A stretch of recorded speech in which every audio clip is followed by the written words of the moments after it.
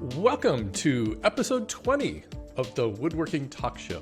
And I want to take a moment to thank all of you who have discovered this podcast and helped spread the word that it even exists. This show has grown bigger and faster than I ever expected, and I'm just having so much fun doing these. It's really the highlight of my week. And one of the things I like the most is when I get a chance to talk to another OG YouTuber. John, here's one of the questions I like to ask OG old timers on YouTube, like you and me. Are there any old features of YouTube that you kind of miss or wish they'd bring back? Not necessarily. I just try to keep up with the new stuff and forget what the old stuff was even. I guess the one thing I sort of wish they had was annotations. I sort of miss that for when you would say something wrong in a video. Yes. You could go back and put a little note up there. I forgot about those, but they were good. Yeah, I know.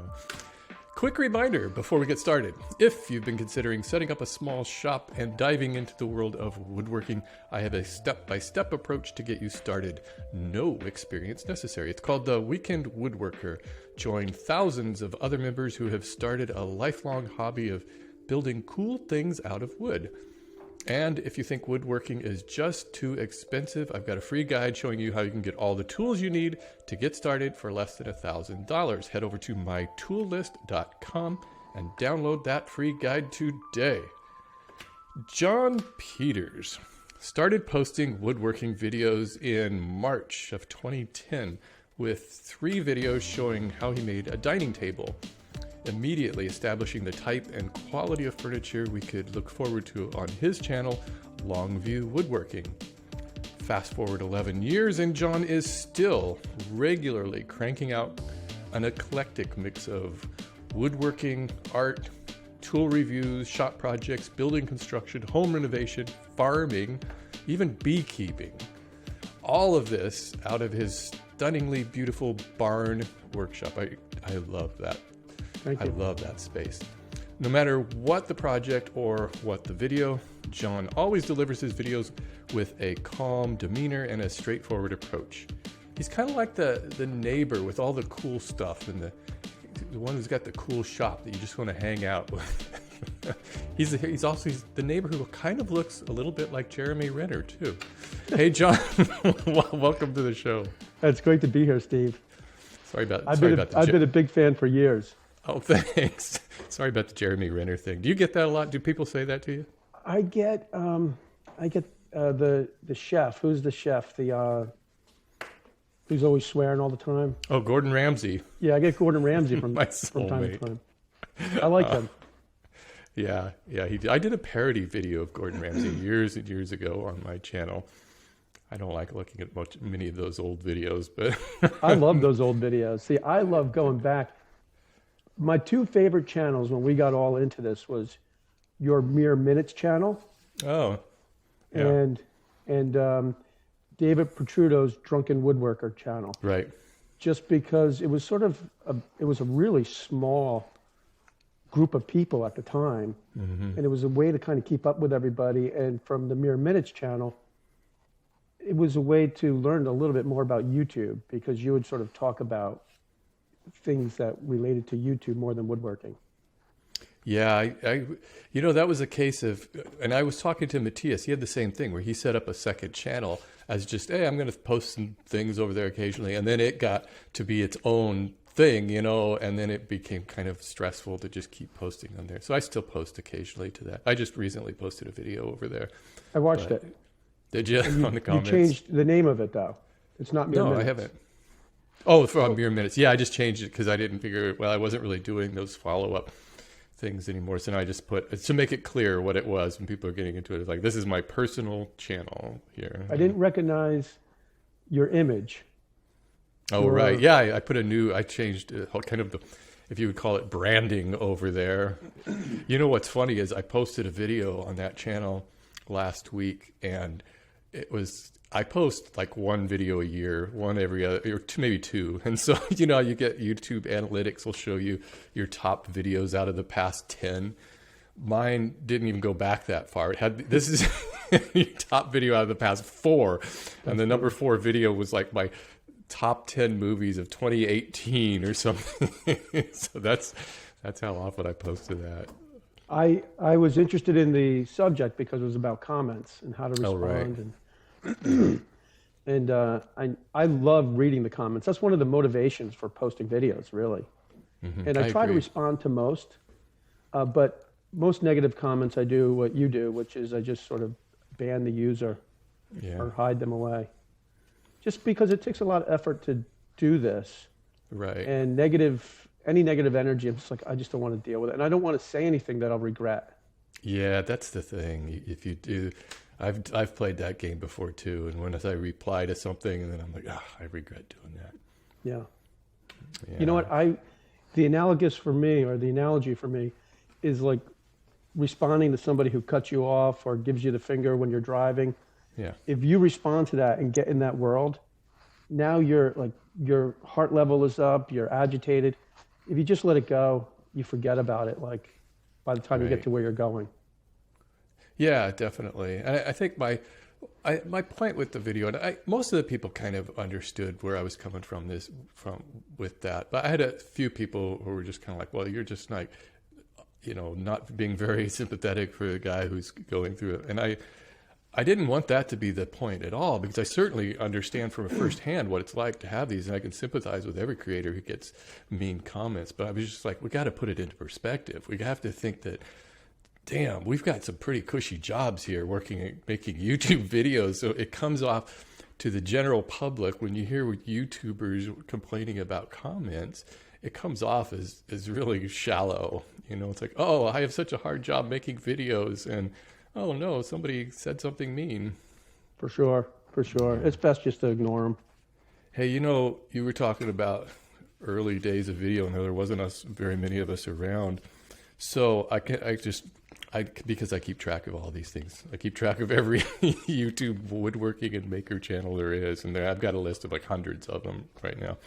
So in 2010, and this is when you started posting videos, there were the people who were posting videos in 2010 who are still regularly posting woodworker maker videos are you, me, Frank Howarth. Frank Howarth was the first. I don't know if people realize that he was the first to post videos on YouTube. Mark Spagnolo, Matthias, Carl Jacobson, Colin Kinnett, and then on a semi-regular basis, we still have Anna White, Chop with Chris, and Chad Stanton. That's it. Those are the only people still posting videos from 2010. Yeah, it was a nice small field, easy to make a mark back then. It definitely was. I was watching you. I was watching Matthias. I didn't know of Frank at that time. I was watching Mark Spagnolia. Yeah. And it was pretty wild. It was really funny. I really made my first video to show my brother-in-law this table that I was building. And then I got a couple of comments, and then was just like addicted to uploading. Yeah. And recording what I was doing and all that stuff. You'd been doing woodworking for a long time before that too. Where did you get started woodworking? I started in high school. I joined woodshop to make a skateboard. I made my first skateboard out of solid oak. It was heavy. So not the best performing skateboard, but it was like a Cadillac, I guess. Solid. Yeah, it was super solid. And I just kind of felt like I had an aptitude for it. And then I got a job when I was a junior in a work-study program. So I would get out of school around 12, and then I would work at a place called the Woodworker from 1 o'clock until 6 o'clock every day of the week, and 4 hours on Saturday. And so I did that all through high school. And it was good. The thing is, you learn discipline working in a shop, but it's also very repetitive. I mean, this is a cabinet shop. So I liked it, but I did not love it. Because you might be making doors for a week straight, or sanding for a week straight, or finishing for a week straight. And so I liked it, but I liked having, when I eventually left the shop and started doing my own thing, I liked having more of a few different things to do. So I got into construction, and I would kind of float back between construction and cabinet making. And then I went to art school. And then my wife and I opened up an art gallery in 1999 where we sold furniture and art, and we still do that today. So this week I'm making frames. I'm not going to post a video on Friday. How many frames do you think you've made over the years? I make a lot of frames. You know what I love about frames is I don't make really ornate frames. They're more like, I almost describe them as pedestals. It's about presenting a painting as opposed to decorating a painting. Yeah. And it just changes the painting. It's sort of like you take something and then you sort of present it, and now you can sort of see it in its own place. And you're only dealing with 4 miters. You don't have to worry about the drawer not closing or the door being a little crooked. There's not going to be any callbacks. Once that thing gets hung on the wall, you're done with it. And there's a pretty high profit margin in making frames compared to fine woodworking. Mm. It's they don't kind have of to be amazing built. how much. They don't have to be built super strong either. They could just, once they're hanging on the wall, they're not subjected to a lot of stress. I mean, you see the ones that you buy at the stores and they're just like stapled together on the back, those miters. Yeah. So a lot of times I end up doing very structural things for clients, and even making artwork for designers and architects where they'll help me design the piece. I'll work with them. And then we'll hang pieces on French cleats. And so I've had people come here, and this is the upstairs of the barn. This is like the art studio. And I'll work with the client, and we'll go over everything from materials to colors. And sometimes they'll come back and not work on the piece, but look at it halfway through. So it's definitely, when I make a piece of art for somebody, it's not like I've made something and you have to like it. It's like, hey, John, can you make this? And can you make it this big? And can you make it blue? And, can you use this material? And I'm just like, yeah, I could do whatever you want. And we'll work on it together to make sure that you like it. Right. So there's no room to be a tortured artist, and I got to get everything perfect because you're dealing with a client who you got to do what they want. Yeah, and it's almost like, I think if you think of most creative people, they're working with an editor of some sort. If you're thinking about a musician, or like in the case of a musician, you're working with a producer. With a book, you're working with an editor. And so when you're working with custom artwork, you might come up with ideas together that you wouldn't come up with on your own. So it's a way of sort of broadening your view on something. What percentage of your business is client work? Oh, I don't know the percentage. I just did a piece of furniture for a client. I don't know, maybe 25% client work. And then there's just maintenance around the house sometimes can be a video. And then there's just building things that I want to build. And the neat thing is my kids, I've got 4 kids. My oldest is 24, and then it's 21 and 20. And then I've got a 12-year-old daughter. She's like my game changer. But the 3 boys, the oldest guy, he's now living with 2 of his friends. And so I've started making furniture for him. And I can see the other boys making furniture for them.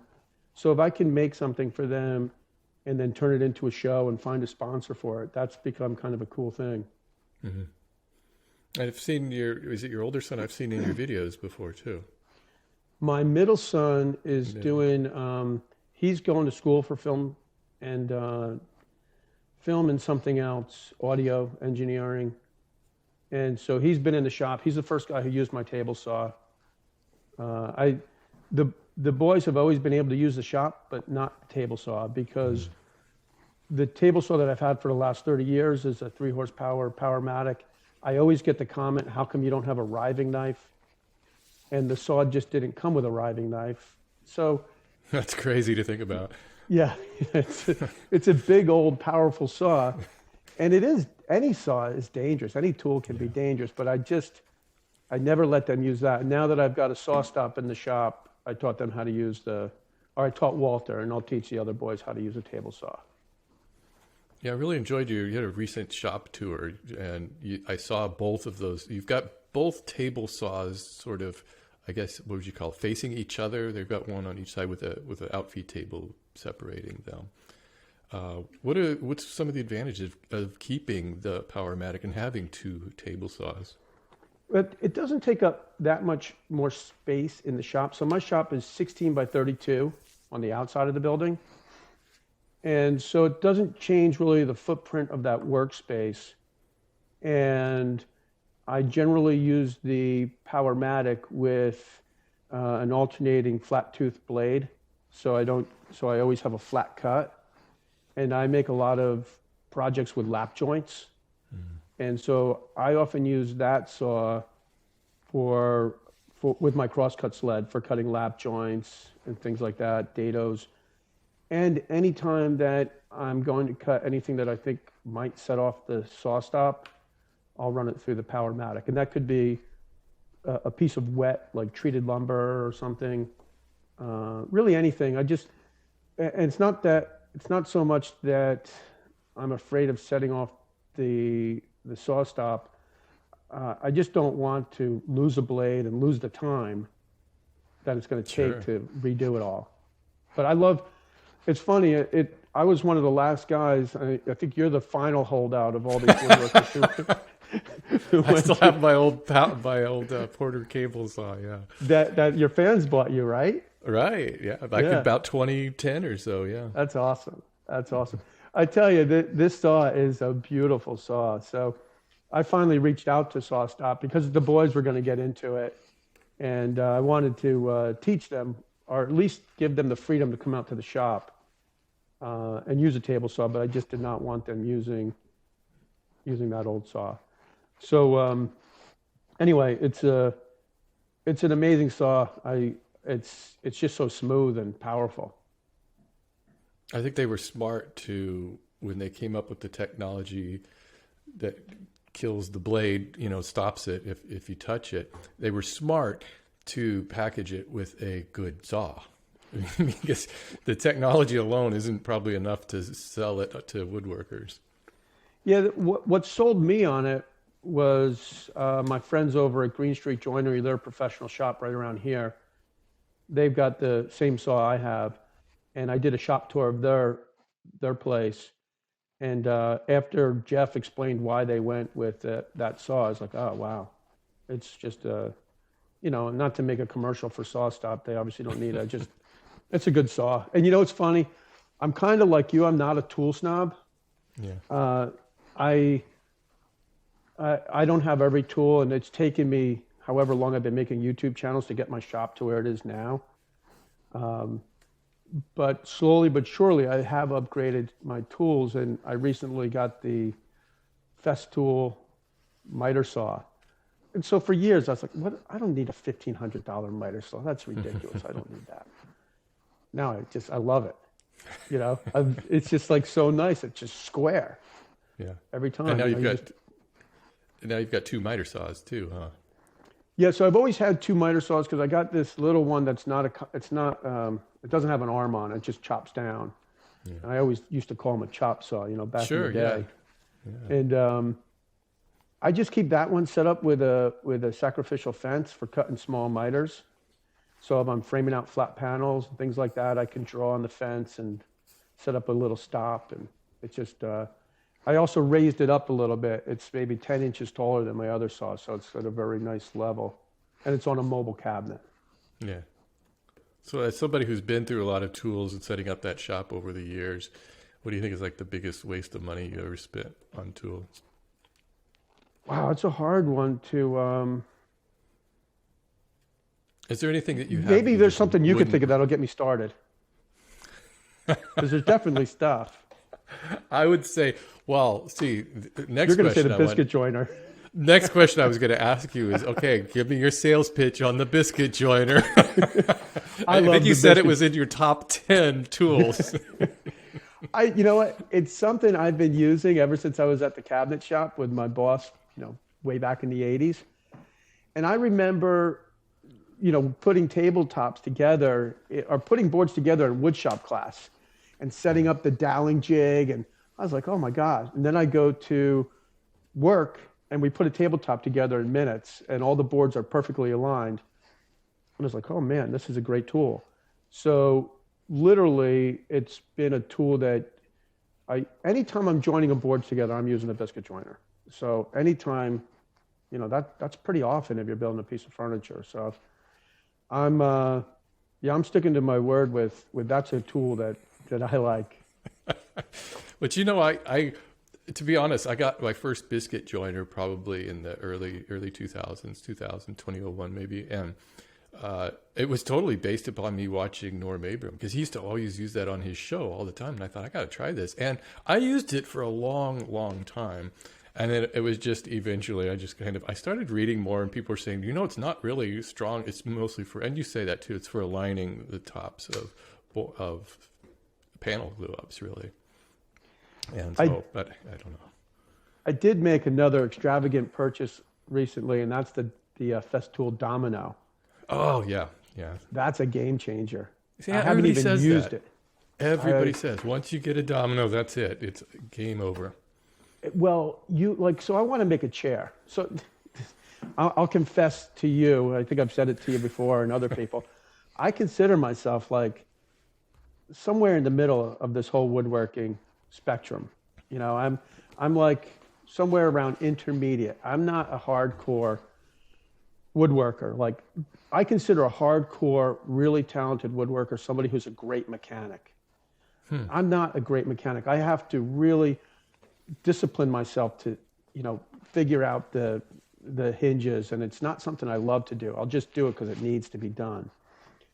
So when it comes to something like making a chair, I don't want to make something that I know I'm not going to have the discipline to follow through and get this thing done.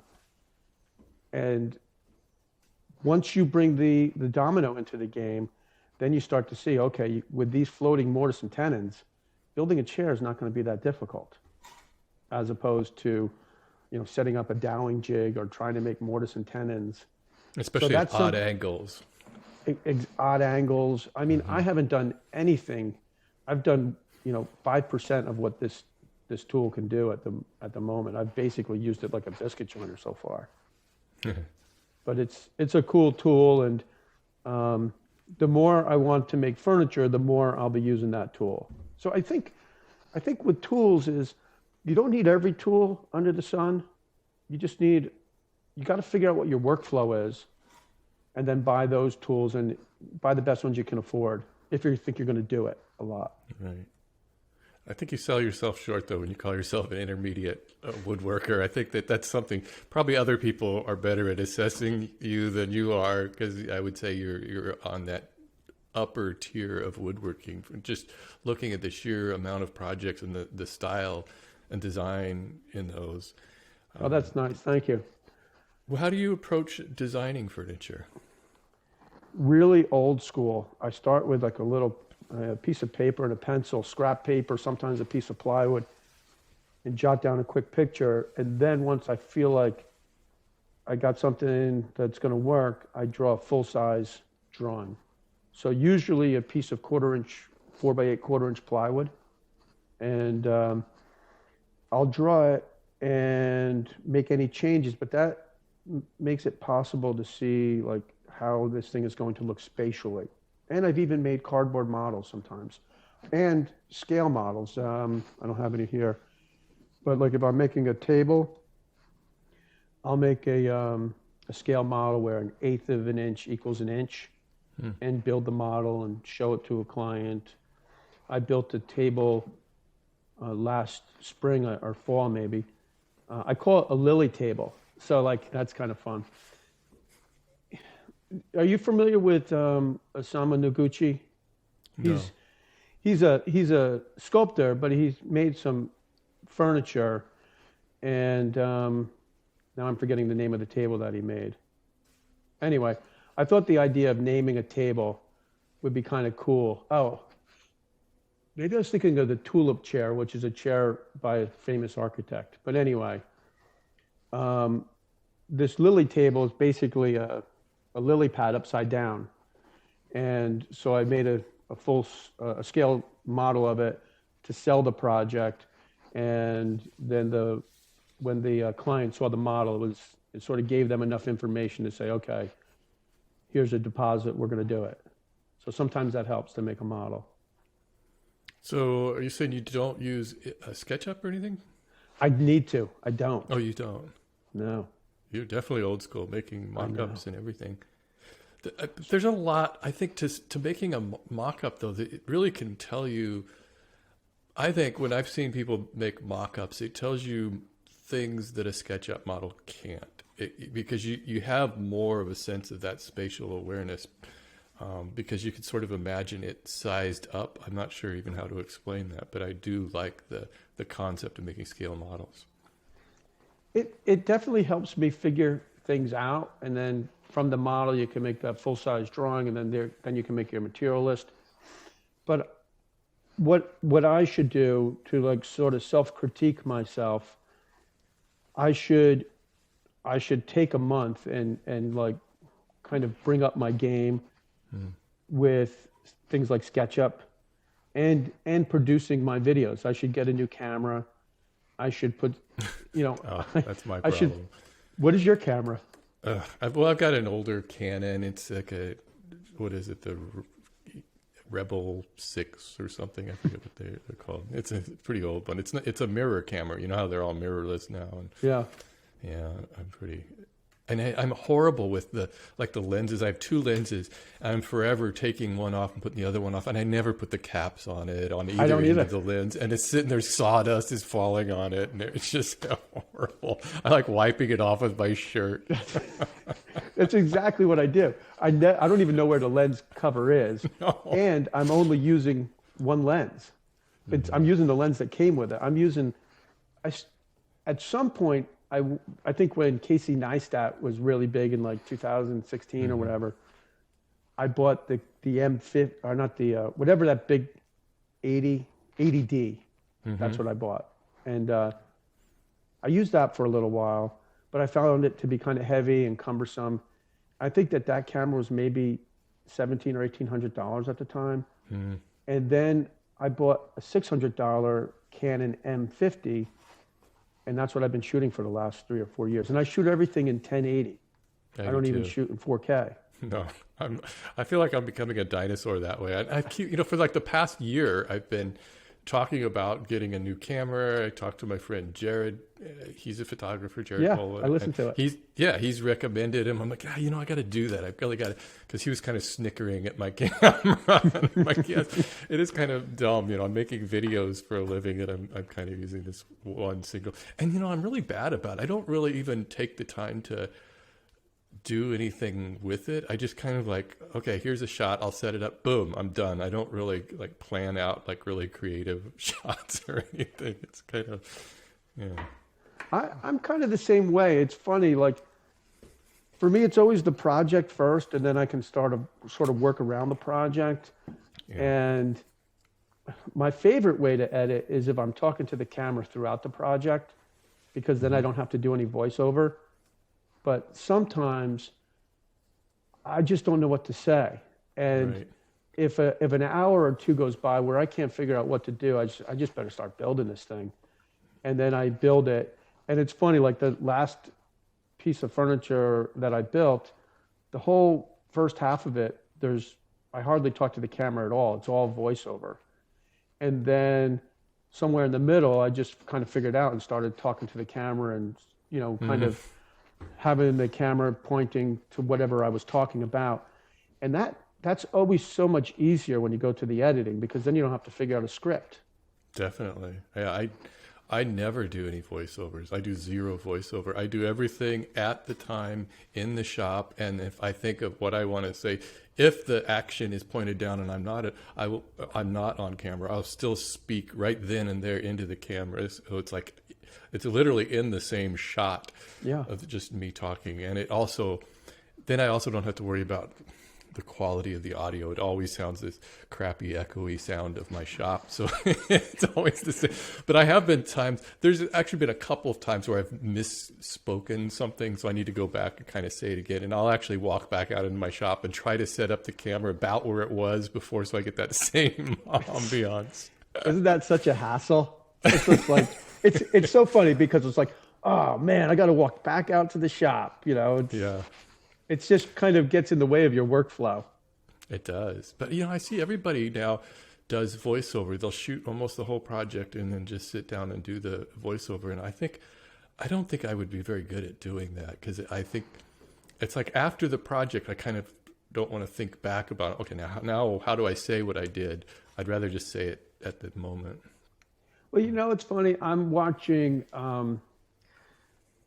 Jesse over at Samurai Carpenter. He's building this off-grid cabin, and his brother-in-law is the cameraman. And I'm thinking, like, that's got to be so much fun, because they're just getting a project done. And occasionally Jesse will say something to Adam, who's his brother-in-law. So right there, there's a connection, very natural. And then Adam does all the editing, so Jesse doesn't even have to think about that.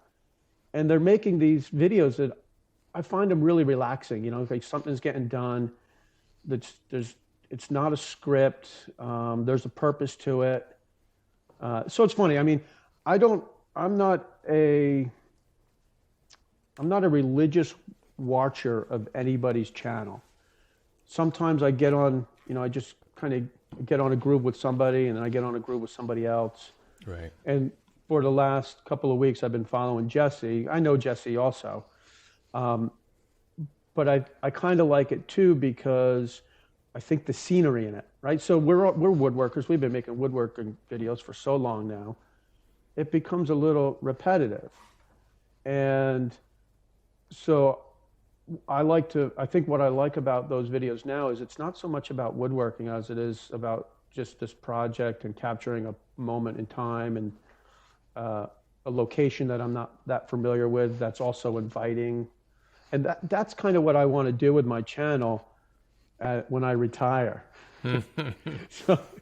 So I have another channel that I haven't done much with, that is all going to be focused on people making things in Vermont.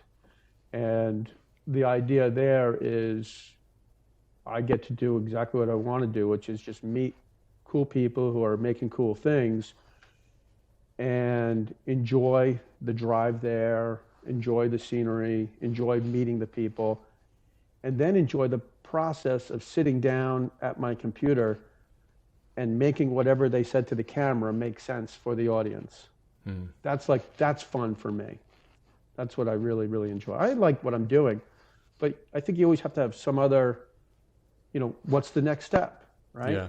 I think for me, the next step isn't to do this for the next 20 years. Right. I think that's one of the keys to longevity on YouTube. It's probably why you've survived so long.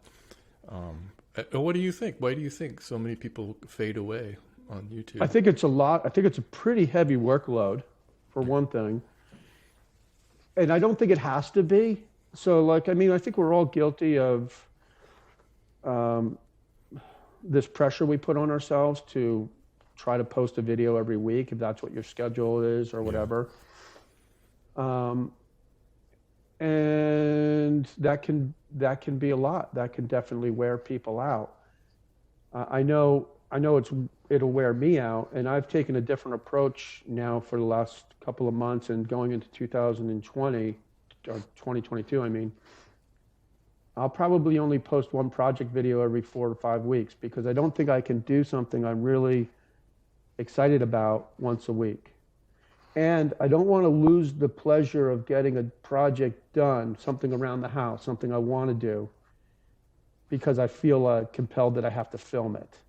Yeah. Because I think there's something wonderful about not turning the camera on and just being in the moment and getting that project done and working yourself till you're exhausted, just for that sense of being outside and getting something done. I love that feeling. I think one of the biggest mistakes people make on YouTube is they really buy into this belief that you have to be on this strict schedule of posting, otherwise your followers are going to stop watching, your channel's going to die. And I haven't noticed that to be the case at all, that you can pretty much take a break whenever you like. And because I don't think people any individual channel is necessarily like a destination spot where like every week I'm going to be right here watching this show. Some people are like that, but for the most part, people just, hey, there's that guy shows up in my feed. I'll watch that video again, you know? Sure. And I think it's better if you can put something out of quality, like put out one good quality thing, as opposed to 3 or 4, things that are okay. Yeah. What And do you I think also, go ahead. I also think it comes down to starting to know your audience. At least for me, it's taken me a kind of a while to figure out who's my audience. And I think what my viewers really want to see is something significant made.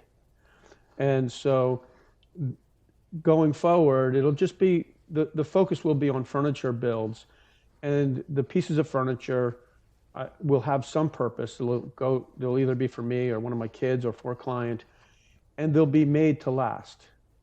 And if they're made to last, and the lesson, let's call the video a lesson, is helpful, I think people will tune in when they want to build that project. And right. So that's kind of what I'm going for, I guess, now.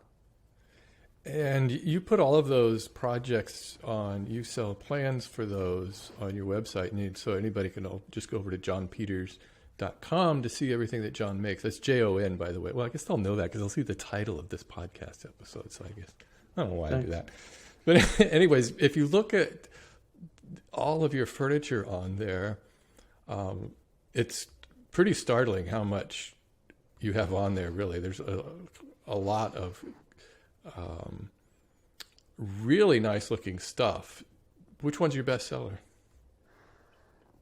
The blanket chest, which is a very old project, but I think a lot of grandfathers, moms and dads end up making that for their kids. I made it for my daughter. Yeah. And so I get a lot of emails. I made this for my granddaughter. I made this for my son, whatever. And it's kind of a simple piece because it's a painted project and everything is just nailed and screwed together. So when I say that I'm kind of an intermediate woodworker, I'm fine screwing everything together. I don't have a problem. If that screw joint is going to last, like I make a lot of drawers just screwing the drawers together because I just don't feel like cutting dovetails. And yeah. Yeah, how do you describe your style of furniture? Do you think you have a style? Well, I guess if you were to look at those plans, it's kind of eclectic, but I lean more towards modern. Mm-hmm. I like kind of mid-century modern, Danish modern furniture. And so I've done a few pieces recently that are veneered, and I would say that they are modern, Danish modern, mid-century modern. And those pieces are just screwed together. But when I build those pieces, I do use like a high quality plywood, like a Baltic birch plywood or something. And I think a lot of people are adverse to veneer, but if you look at a lot of mid-century modern furniture, it's mostly veneered. So it's just a matter of. Yeah, definitely. I think people misunderstand veneer too. I think it kind of got a bad rap for people thinking it's like plastic laminate or something. I don't think people understand that it's real wood that you're putting on there. Absolutely, and it opens up a whole new world of design possibilities because you don't have to think about expansion and contraction the way you do when you're working with solid wood. So you could just build a simple plywood box and cover it with white oak veneer or zebra wood veneer, and now you've got something that looks pretty special. And there's ways to do it where it is pretty special. It's nice. Mm-hmm. Yeah, it's definitely more affordable than trying to buy solid zebra wood to make furniture out of. A lot of comments I get is, well, why don't you just, like, say it's a walnut piece, they'll say, well, why don't you just build it out of walnut plywood? And the main reason for that is the edge banding. If you build a box out of walnut plywood and then you band that front edge, you're going to see a seam on the front edge. But if you build the box and edge band it and then veneer it, there's no seam. So that's the main reason. Right. One thing, it seems like you've built a lot of tables, different types of tables. Give me a good tip. One good tip for building a table that I need to know. Like an entrance table, I think the goal is always to go for elegance. Don't make. I think a mistake people make is they'll put like a thick top on a table, and right away it just looks clumsy. So take that thick top and undercut the edge a little bit, so the top only looks like it's 5/8 of an inch thick instead of 1.5 inches thick, or 1.25 inches thick, or 3/4 of an inch thick. I think the goal for good furniture is sturdy but elegant. Right? You want it to look elegant, but at the same time, you don't want it to be weak, I guess.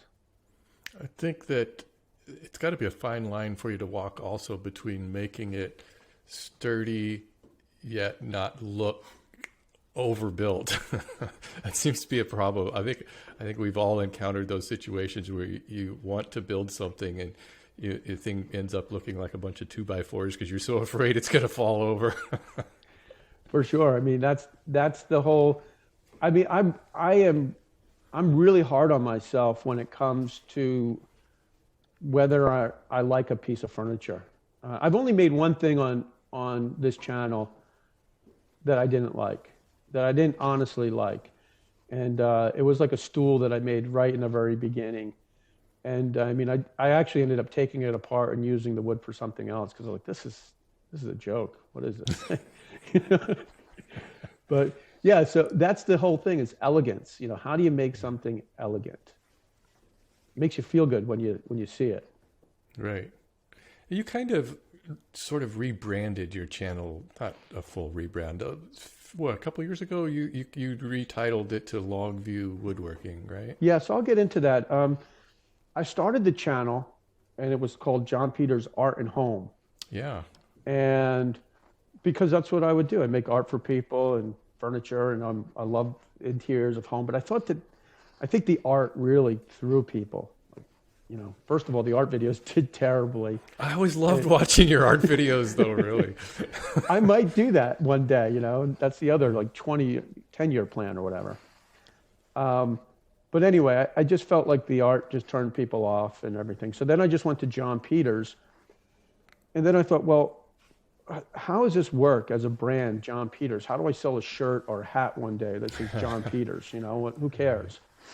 So the Longview Woodworking is really about a philosophy of what I want to make and how I want to live. I mean, if I want to get really deep, my long view is to really focus on health and fitness and food and mental health, and making something that I think is worth making and that will last the test of time.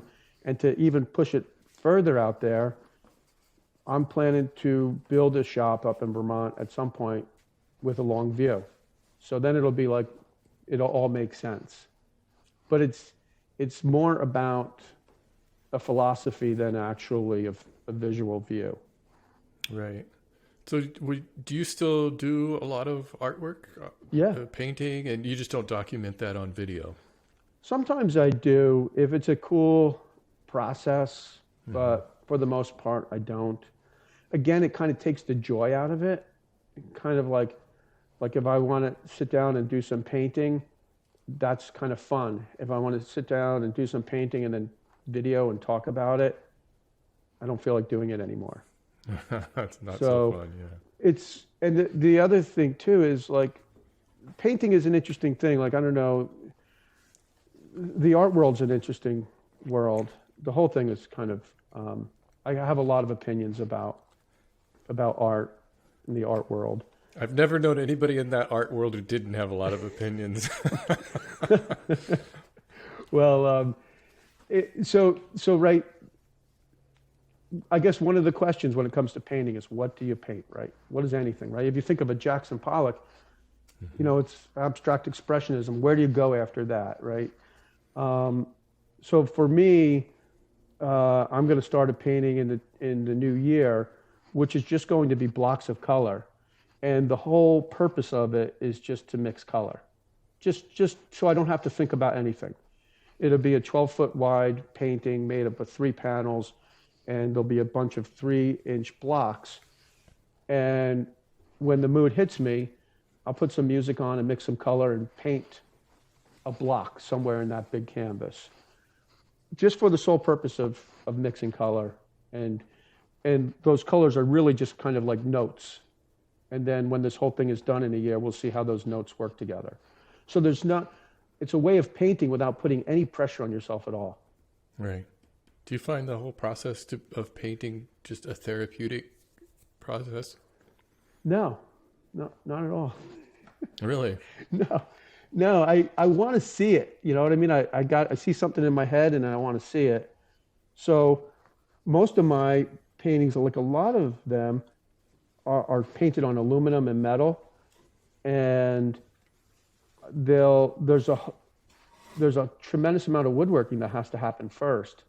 So the structures have to get made, and then it needs to be figured out, so how it's going to hang and all that stuff, and then how the metal is going to be fastened to the braced panel.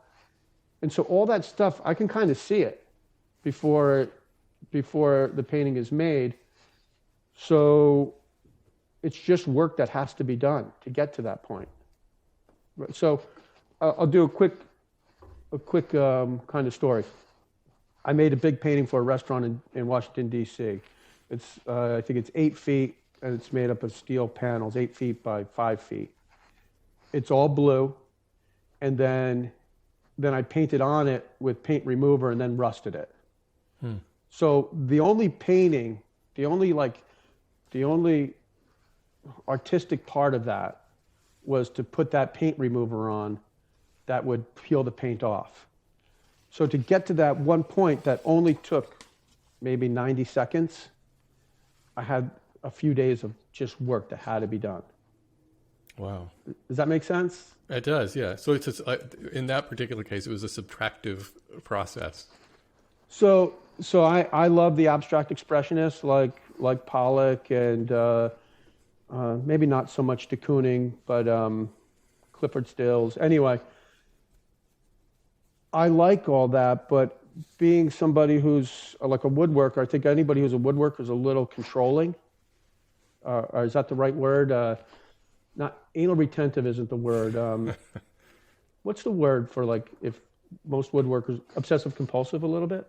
Oh yeah, I can see that. Okay, so I would never give myself the freedom to throw paint down like in a Jackson Pollock way.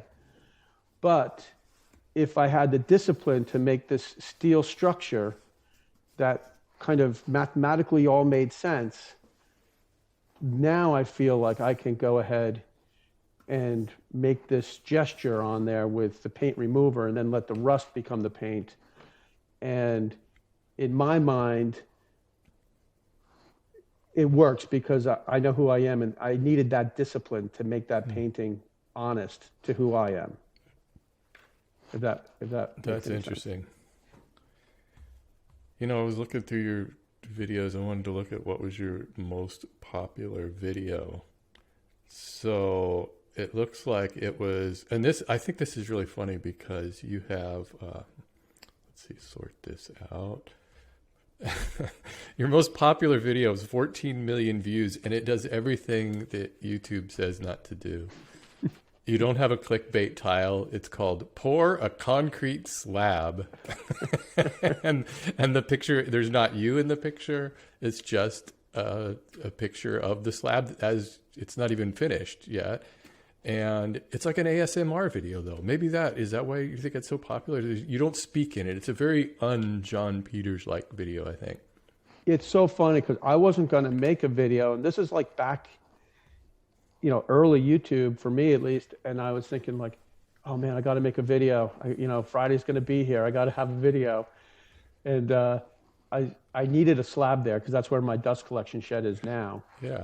So I'm like, oh, I'll make this video. And I didn't want to talk to the camera, especially being outside, because then you're dealing with leaf blowers and whatever else is going to possibly happen outside.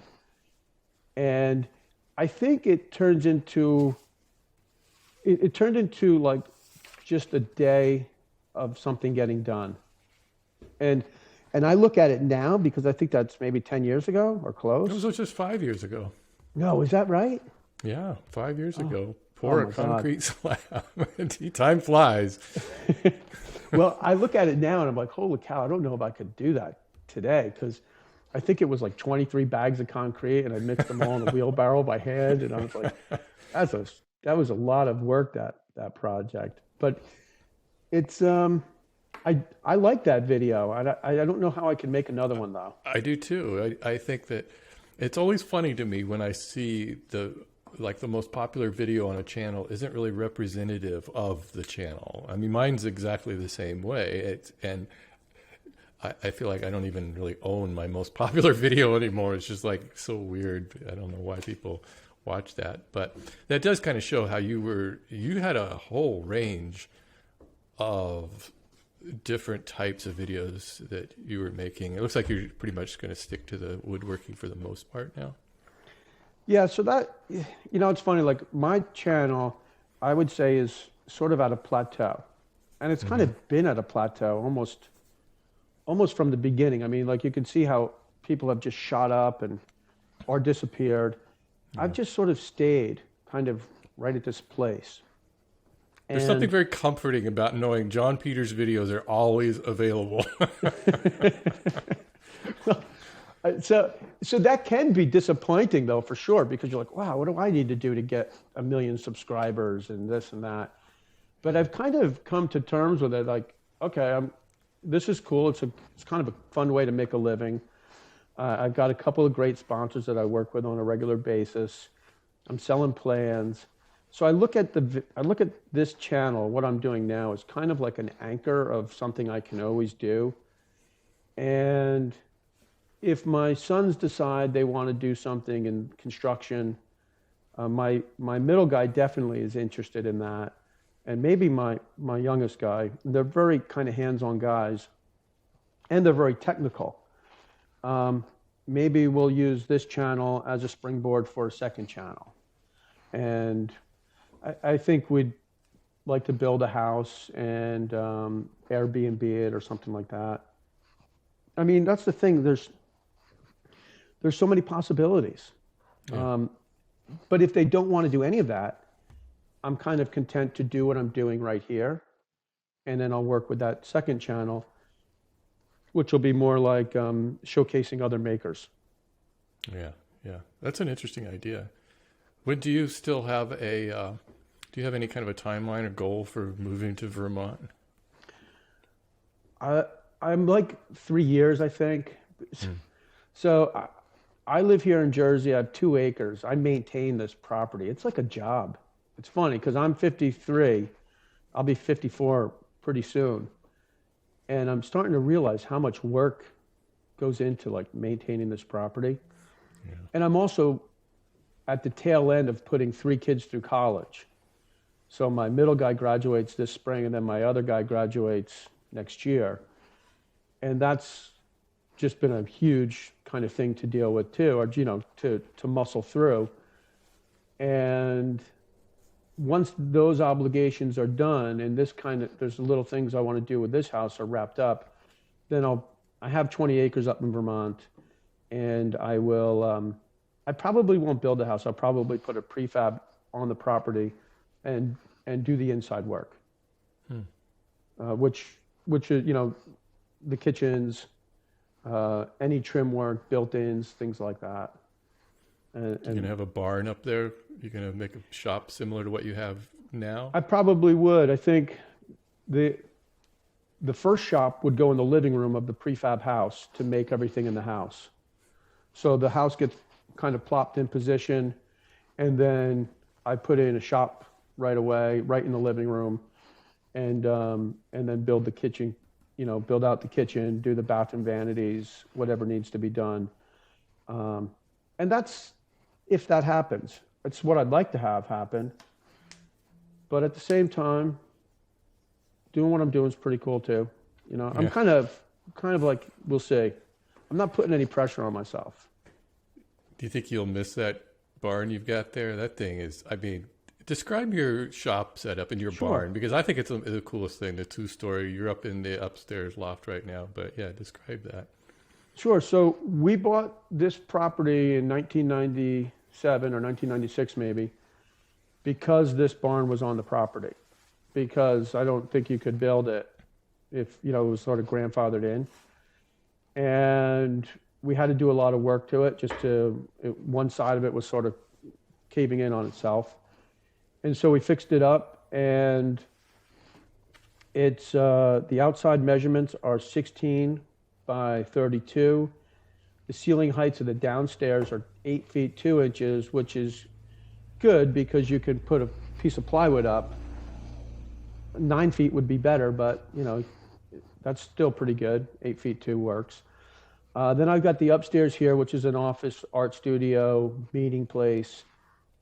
And then there's a little shed that's connected to the barn, and that's just sort of like storage for plywood and painting projects and things like that, and storing my lawnmower. But it's a nice little building. And that's the thing, like, this is a small shop, especially in comparison to what you see today. I mean, everybody's got these gigantic shops, and does seem to be the trend. Yeah, I'm kind of a less is more person. I'm with you. The more things you have, the less time you have, because you have to take care of all those things.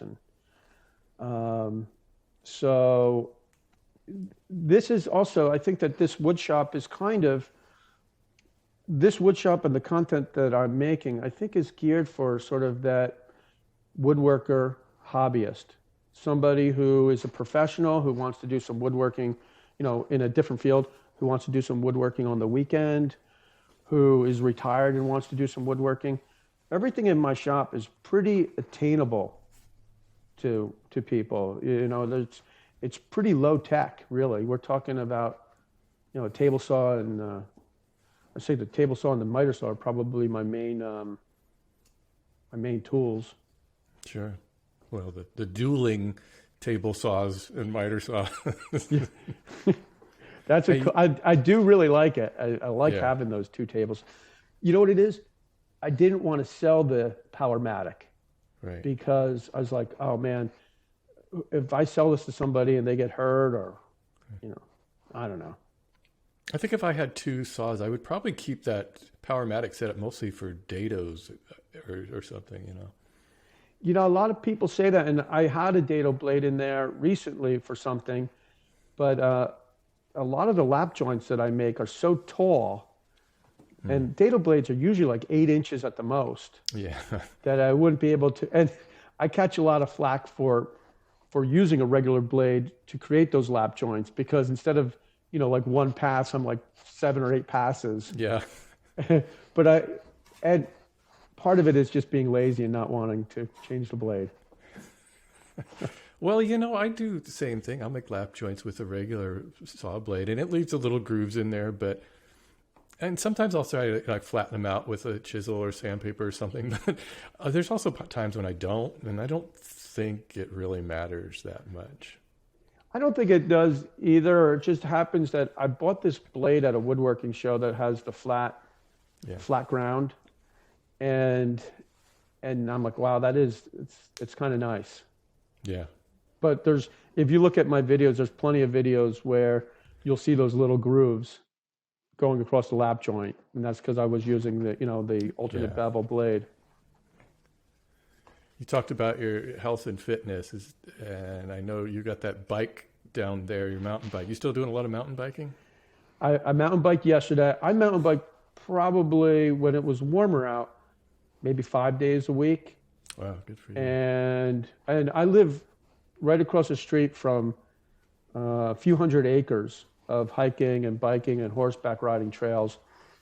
So I'll either bike or hike every day of the week. And I look at it like I don't have to commute anywhere. And so I justify the time to myself by saying, I'm not spending an hour and a half to 2 hours commuting, so I can give myself this hour to get this hike in or this bike ride in. and it has to do with what I want to do. So funny story, I got interested in pedal assist cycling, which is basically Bosch makes the best motor. Bosch, same makes drills and all that stuff. And so there's a little motor right down in the crank that assists you when you pedal. It doesn't have a throttle. Anyway, I was riding this Cannondale bike that I have, and I tagged Cannondale, and somebody who follows me on Instagram, really nice guy, he's like, "Hey, John, I follow you, and I work for Cannondale. Let me know if we could ever do something together, or maybe we could, work together somehow." So they ended up letting me borrow a pedal assist mountain bike for a couple of months. This is before, or just as the pandemic started. And that bike's a game changer. So for the kind of woods that I have here in Jersey, I'm fine with a regular bicycle. But getting older and wanting to go into more aggressive areas like Vermont, that pedal assist makes it possible to go out on a 3 or 4 hour ride and not be completely exhausted or have a heart attack on the ride. So I'm hoping, another one of my dreams is to somehow have pedal assist biking part of what I do for work even. So I could get into maybe creating an Airbnb that caters to pedal assist cyclists. Because anybody who got into mountain biking probably got into, in the beginning, probably got into it in the 80s, which means they're all about my age or older now. And this idea of getting a little help becomes very attractive to them to be able to do longer bike tours. That's great. When you're biking, does it feel to you like you're just in the moment thinking about biking, or is it a time for you to kind of escape from everything going on with your work? I think about work all the time. If I'm hiking or biking, I'll be thinking about what project. I always think about work. Yeah, it's rare that I don't. Yeah. It's hard not to, isn't it? Yeah. I mean, I like if I'm working out, I'll put on a podcast. If I'm listening to a good podcast, unless I'm listening to one of yours, then I'm thinking about work and getting ideas about work. But that'll take me away sometimes. Well, John, this hour has gone by super fast. I didn't even get into your beekeeping. I wanted to ask you, well, I'm going to have you on again so we can talk about beekeeping a little bit more, because that kind of fascinates me. I want to thank you for joining me on the podcast, and really thanks for just making such quality content that's been so helpful to so many people for so many years. You really are one of the OGs, and it's cool to talk to those people. I really enjoyed this, Steve. And thanks for listening to this episode of the Woodworking Talk Show. I'll see you guys next time.